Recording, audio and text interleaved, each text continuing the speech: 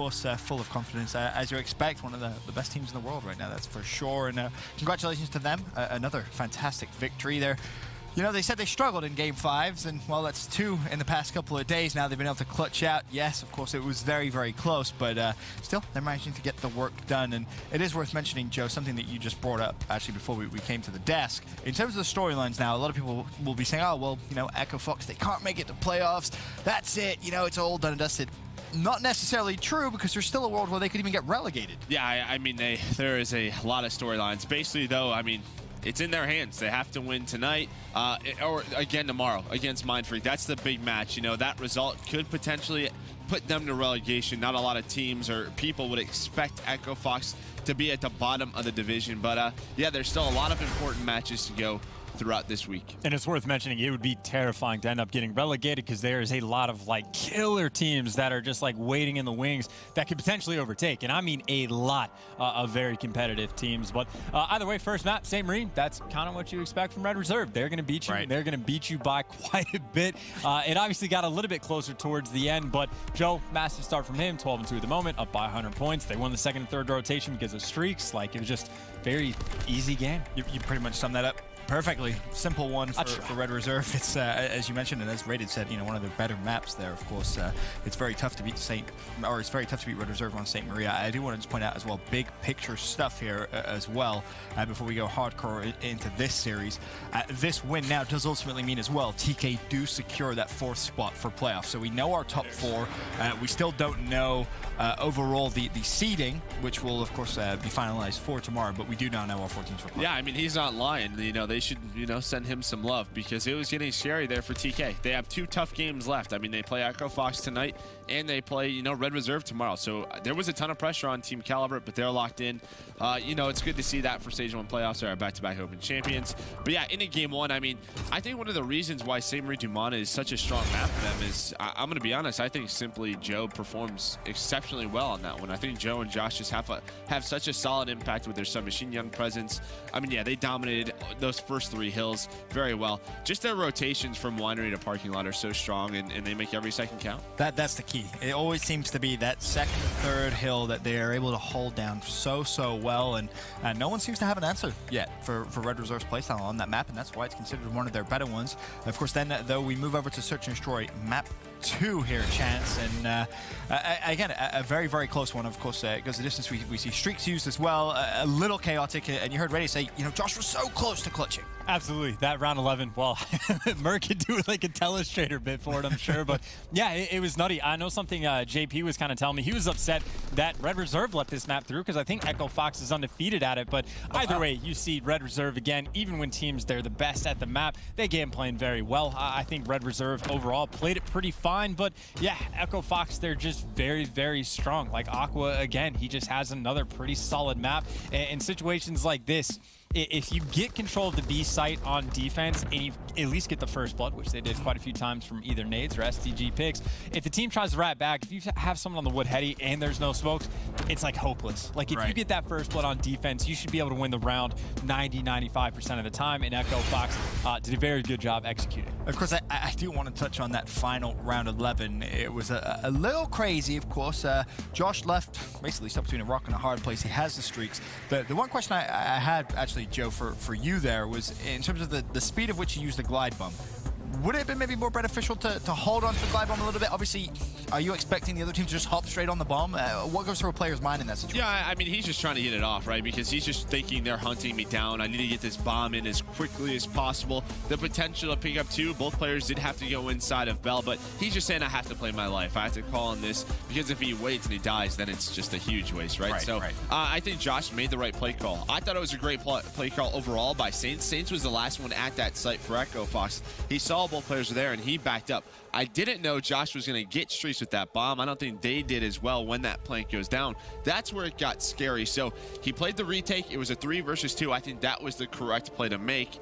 It was just, you know, they didn't think Josh was going to get those streaks, and I mean, one more bullet in that round is Red Reserves. Yeah, very, very close ending, but ultimately it is Echo Fox that take it. So series tied, of course, at that point, 1-1. And then, Chance, of course, we head over to Arden for CTF. And for CTF is something that it's like the game sometimes can be absolutely wild, and sometimes they can get a little bit slow. But overall, yeah, I mean, you see Red Reserve, they get the streaks early. Joe, I think it's a situation for Red Reserve. Like, if Joe has a good game, they just see like a ridiculous amount of success, right? And I think he had the hottest start here for his team, not only to get the streaks in the flag cap, but I think in terms of kills, at some point he overtakes his team as well. Yeah, this is the part that got a little bit scary. Assault able to pick up 2 here. This is when the stalemate happens, and you're feeling good.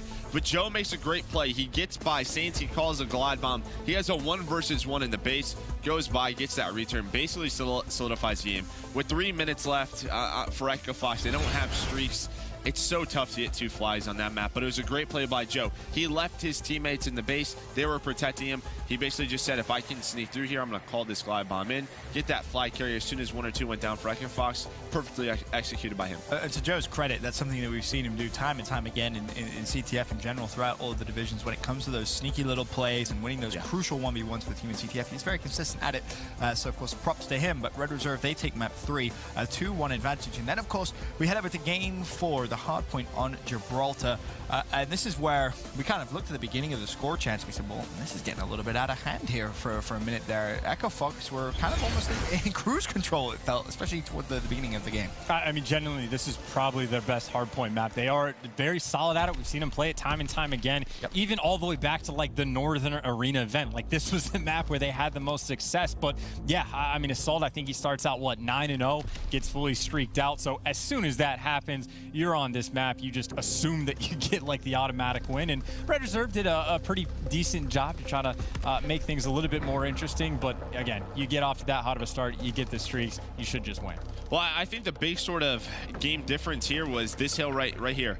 I think Echo Fox did a great job on Castle Road to negate time. They input a lot of streaks on that one, but that just forces Red Reserve to really still have a deficit. Then Echo Fox, they sort of put their sights on turret. As soon as they're able to set up for turret, they go towards that pit center, those last rotation of hills. That's the big difference maker for me. Yes, they weren't always winning the Castle Hill, but they used those streaks the best they can. Saints with a 2.43 there and 130 seconds of hill time.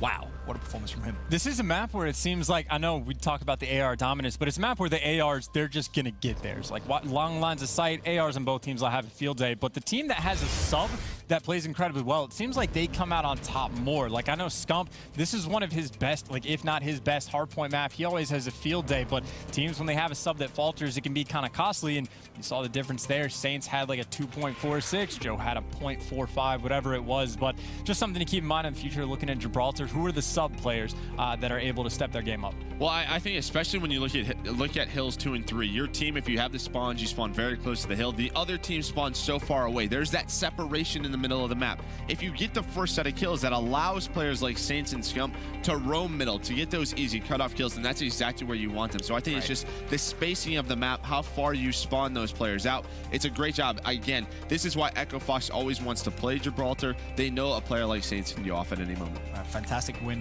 there from Echo Fox, and of course a great individual performance from Saints. Forces the game 5 search and destroy. Of course, we go over to USS Texas, and I feel like every time we see Texas in a game 5, we have one of those nail biters, and it really was a nail biter. Chance. It goes all the way to the very end, and of course there's a moment 0 with the sniper rifle where we sat there seeing him with a couple of shots, and we're thinking, oh no, not like this, surely. Absolutely, and it does seem like that's how this map plays out for Red Reserve. Like, if he's hitting his shots, they just win, and anytime he just misses, even 1 or 2, it's like that's the opening the other team needs just to win the rounds. But yeah, I mean, if you live by the snipe and die by the snipe, and 0 is your sniper, you're gonna have a good time. Yeah, and I love the way Echo Fox early on were playing their offenses. I think that was the difference maker. That's how they got out to an early lead. What they were doing, they were throwing smokes at that B bomb site. They were dividing a lot of attention for 0 to pay attention to it, not allow that bomb to get down. That allows them to plant at the other sites. But round 11, that was the big one, you know. And Aqua, he tries to go up that street. He tries to make a play. 0 catches him out. again, Red have a very particular playstyle. They just allow Zero to sit in the back. The other three roam around with some machine guns, so they're able to protect and use their mobility to really get so much position on the map. We've seen Joe and Josh do it, you know, these past couple of weeks. It's just different. It's very unique. Yeah, it most definitely is. Congratulations once again, though, to Red Reserve. A big 3-2 win there over Echo Fox. Doesn't really have massive ramifications for themselves other than seeding, but it does guarantee TK now a playoff spot. And